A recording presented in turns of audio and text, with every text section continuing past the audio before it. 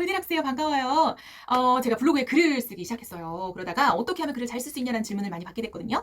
그래서 글쓰기 과외도 하게 되고 또 브런치 작가가 되기도 하고요. 지금은 프리미엄 컨텐츠, 네이버 프리미엄 컨텐츠에 글을 유료로 연재하고 있기도 해요.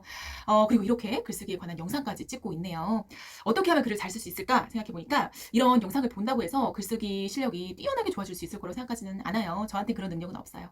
하지만 하나 약속드릴 수 있는 거는 지금보다 훨씬 더 좋은 문장을 쓰게 만들어 드릴 수는 있다.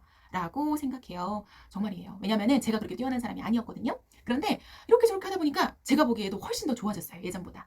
그러니까 내가 했던 시행착오를 줄여드릴 수는 있겠다라는 마음으로 이렇게 시리즈 영상을 찍기 시작했어요. 좋아요와 구독 부탁드리고요. 오늘부터 골디락스의 비밀 과외 같이 한번 시작해 볼게요. 네, 골디락스의 글쓰기 비밀과의 두 번째 시간인데요. 자, 먼저 첫 번째 영상 모두 보고 오셨나요? 글쓰기에서 가장 중요한 기초 체력을 쌓는 것에 대해서 이야기를 했는데요. 언제 이 기초 체력을 다 쌓고 있을까요? 그쵸? 내가 글쓰기를 잘하려고 하면 한 70살은 돼야겠네요. 이렇게 생각할 수 있잖아요. 그래서 오늘은 이것 하나만 제대로 알아도 나의 글쓰기 실력을 정말 50점은 올려줄 수 있는 비밀 무기를 준비했어요. 이 짧은 영상을 끝까지 본다면은 글쓰기 실력을 바로 업그레이드 시킬 수 있거든요. 이거에 대해서 이야기 드릴게요. 끝까지 시청해주세요. 자, 제가 문장 두 개를 읽어드릴 거예요. 첫 번째 문장과 두 번째 문장이 있는데 이 두 개 중에 어느 게 더 잘 들어오는지 한번 들어보세요. 자, 첫 번째 문장이에요. 내가 인도로 한 달 동안 여행을 간다고 했을 때 아빠는 TV 보던 얼굴을 돌려 걱정이 된다며 머뭇거렸고 엄마는 부엌에서 생닭을 자르던 칼을 내려놓고 어차피 죽을 사람은 거기 있든 여기 있든 죽는 거다 라고 말했다. 자, 이게 첫 번째 문장이에요. 자, 그리고 두 번째 문장 한번 들어보세요. 인도로 한 달 동안 여행을 간다고 말했다. 아빠는 TV 보던 얼굴을 돌려 걱정이 된다며 머뭇거렸다. 엄마는 부엌에서 생닭을 자르던 칼을 내려놓으며 말했다. 어차피 죽을 사람은 여기 있든 거기 있든 죽는 거다. 어때요? 1번이 편하세요? 2번이 편하세요? 2번이에요. 2번. 자, 첫 번째 문장은요. 문장이 하나예요. 1번이랑 2번이랑 똑같은 이야기를 하고 있는데 1번은 한 문장으로 이야기를 했고 2번은 무려 네 문장으로 끊어서 이야기를 한 거예요. 자, 이렇게 글을 쓸 때는 짧은 문장으로 끊어서 쓰는 게 항상 유리해요. 그래야 전달력이 좋아지거든요. 이거를 단문으로 쓰라라고 이야기를 하는데요. 자, 단문이라고 해서 반드시 짧은 문장을 이야기하는 게 아니에요. 단문은 한 문장 안에 주어와 수어가 하나씩만 있는 문장을 단문이라고 이야기해요. 자, 여기에 대해서 예를 들어서 좀 더 설명을 해드릴게요.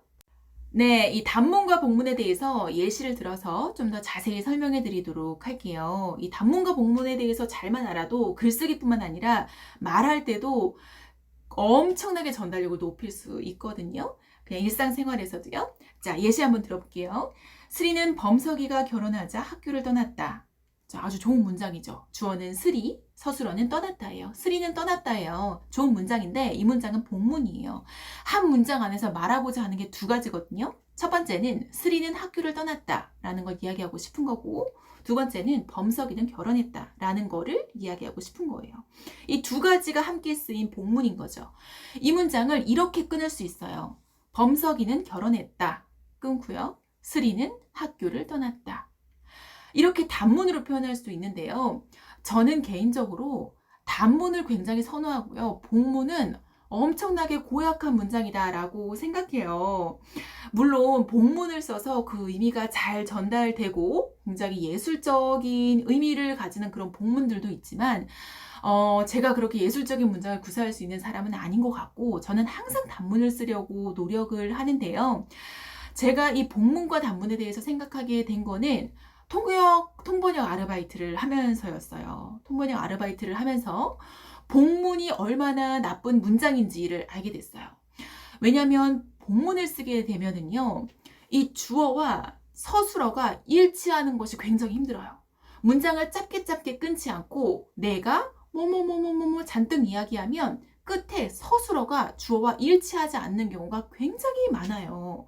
이 복문을 쓰는지 단문을 쓰는지는 이 사람의 뭐 지식 수준, 글쓰기 실력 이런 게 상관된 게 아니라 그냥 습관이거든요. 그래서 조금만 주의 깊게 살펴보면은 이걸 고칠 수가 있어요. 이거를 고치기만 하면은 말하기 실력, 글쓰기 실력 모두 업그레이드 할 수 있어요. 자, 이거에 대해서 다시 하나만 더 예를 들어 드릴게요. 네, 단문으로 쓰는 것이 얼마나 효과적인지 예를 들어서 좀 더 설명을 해드릴 건데요. 자, 이렇게 행사하는데 통역을 가게 되면요. 사람이 무대에 서면은 굉장히 긴장하게 되고, 그리고 이렇게 바로 생방송으로 이야기한다는 게 정말 그 대본 없이 이야기한다는 게 쉬운 게 아니잖아요. 그러면은 말이 이렇게 나오기도 해요. 자, 들어보세요. 벌써 5회를 맞이하는 이번 행사는 함께한 사람과 좋은 추억을 만들고 앞으로 우리가 이루어 나갈 꿈을 생각하니 마음 벅찹니다.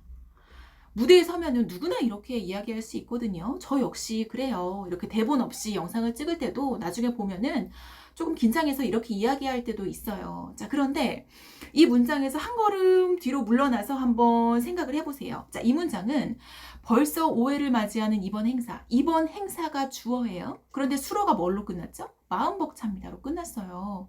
행사는 마음 벅찬 게 아니에요. 주어와 수로가 일치하고 있지 않아요. 행사는 즐거운 거고 내가 마음 벅찬 거죠. 이 문장 자체가 비문인 거예요. 이 문장은 벌써 5회를 맞이하는 이번 행사는 함께한 사람과 좋은 추억을 만들고 앞으로 우리가 이루어 나갈 꿈들을 생각하면 벅찬 경험이 될 것입니다. 라고 끝나는 게 그나마 낫겠죠. 그리고 이 문장을 단문으로 끊어서 한번 이야기해 보도록 할게요. 이렇게 하면 전달력을 훨씬 높일 수 있거든요. 자, 한번 단문으로 끊어 볼게요. 벌써 5회를 맞이하게 되었습니다.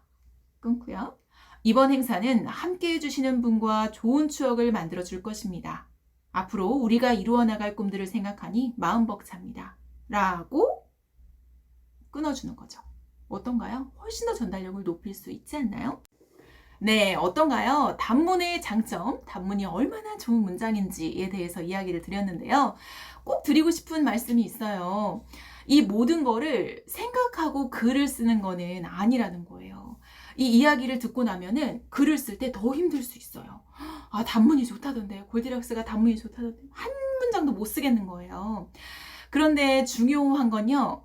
글을 쓸 때 단문인지 본문인지 생각하는 게 아니라 일단 생각나는 대로 그냥 쓰는 거예요. 그리고 단문인지 본문인지는 고칠 때, 수정할 때 한 번 더 보는 거예요.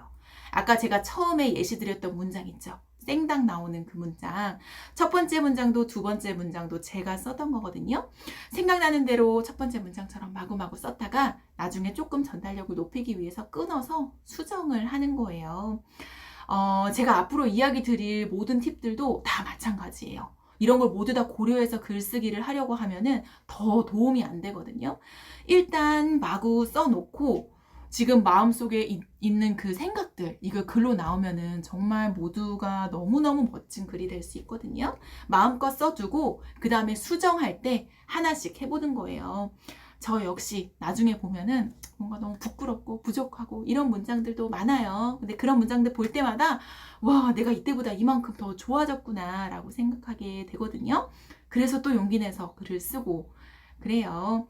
영상을 보시는 분들도 용기 내면서 우리 끝까지 같이 글 써 나갔으면 좋겠어요. 다음 영상에서도 정말 글쓰기 실력을 50점을 올려줄 수 있는 꿀팁으로 찾아오도록 할게요. 다음 시간에 만나요. 안녕!